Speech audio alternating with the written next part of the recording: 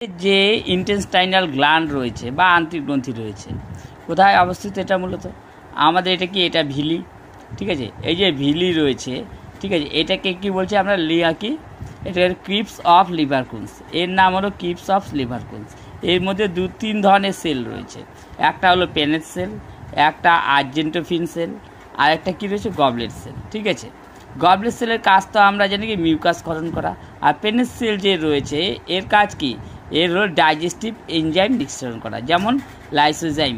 আর এটার আরেকটা কাজ কি করে, এটা ফ্যাগোসাইটোসিস হিসেবে কাজ করে। ফ্যাগোসাইটোসিস মানে কোনো একটা রোগ জীবাণুকে নিজে কি ভক্ষণ করে নিয়ে সেটাকে ভক্ষণ নষ্ট করে দেওয়া। ফ্যাগোসাইটোসিস মানে কি, কোনো একটা মাইক্রোবস রয়েছে বা প্যাথোজেন রয়েছে সেটাকে নিজের দেহের ভিতরে নিয়ে ভক্ষণ করে নেওয়া, ঠিক আছে, এটাকে বলে আমরা ফ্যাগোসাইটোসিস। এই ফ্যাগোসাইটোসিস দেখা যায় আর কিছু আমাদের শ্বেত রক্তকণিকাতেও দেখা যায় কিন্তু। আর পেনেট সেলের কাজ কি রয়েছে, এটা মূলত একটা এন্ডোক্রাইন গ্ল্যান্ড। এন্ডোক্রাইন গ্ল্যান্ডের কাজ কী হবে, হরমোন নিঃসরণ করা, ঠিক আছে। কী কী হরমোন নিঃসরণ করে, সিক্রেটিন, ঠিক আছে, আর আন্টেরিও গ্যাস্ট্রন আর কোলেসিস্টোকাইনিন নামক হরমোন নিঃসরণ করে।